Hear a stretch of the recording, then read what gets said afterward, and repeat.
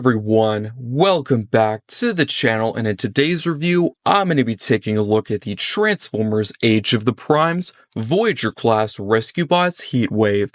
But let me know what you think of this figure in the comment section down below. Is it a pickup or a pass? Let's now take a look at the packaging. At the front, we have an image of Heatwave in his robot and alt mode, next to a window showing off the figure in the packaging. Below that, the Transformers Age of the Primes logo, as well as Rescue Bot Heatwave and an Autobot symbol. Turning to the side of the box, we have another image of Heatwave in his robot mode with the same text from the front of the box repeated below. Moving to the back of the box, the figure transforms in 29 steps. We do have a prog shot of the figure in his robot and alt mode. And for the final side, we do have Till All Are One written in several different languages at the top. Below that, a portion of the Age of the Primes artwork. So if you do get another Voyager from this line, you can put both boxes together and complete the artwork. And at the bottom, the Transformers Age of the Primes logo and Voyager class written in several different languages. Here we have Heatwave in his Firetruck alt mode. Let's take a look at the details. Starting at the very front, we have some silver for the grille, yellow for the headlights, as well as some transparent blue plastic for the windows, and a classic Autobot symbol. Turning to the side, we have 3 rolling wheels on each side, and a small compartment where you would imagine he would store energon, ammunition, or weapons.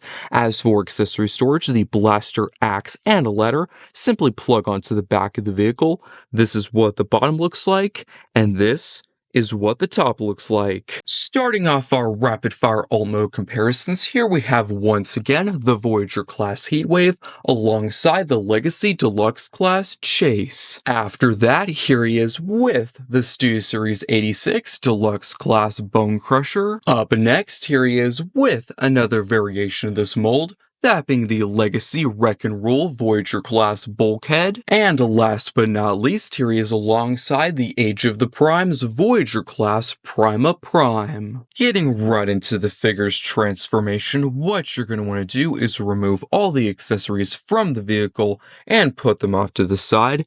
You can then fold out the foot and disconnect the heel spur. Do the exact same thing with the other one. You can then untab this panel, and how it was locked into place is there is a slot right there and a tab right there. You'll then want to separate the front portion of the vehicle from the back portion, just like so, and how everything was tapped into place is there is a tab right there and a slot right there with the same connection on the other side. There's also 2 slots and 2 tabs. You'll then want to split the legs down the middle. You can also disconnect these panels on the side of each leg.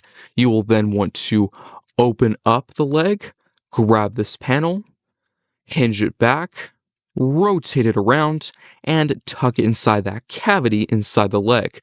You'll then want to close this panel back up, extend the leg all the way out, and now repeat all the steps we just did with the other leg. So disconnect this panel, open up the leg, hinge it back, rotate it around, tuck it inside the cavity inside the leg, close this panel back up, and fully extend the leg out. You will then want to grab the entire cab section, bring it back, grab this red panel. As you can see, we have 2 tabs and 2 slots, so just fold this down until it does lock into place. You will then want to open up the entire cab section like so, grab the arms and hinge them forward. As you can see, we do have a panel that forms a portion of the roof of the fire truck. Just push that through and tab it into place. You'll then want to grab the head and hinge this all the way back until it does soft click into place, which will reveal this panel that was underneath. Just push that through the back. As you can see, you will then want to split the arms down the middle and hinge them out to the side. You can then bring this entire assembly down like so. we do have a tab on the shoulder and a slot on the entire cab piece. So just tab that into place, go to the other side, and do the exact same thing.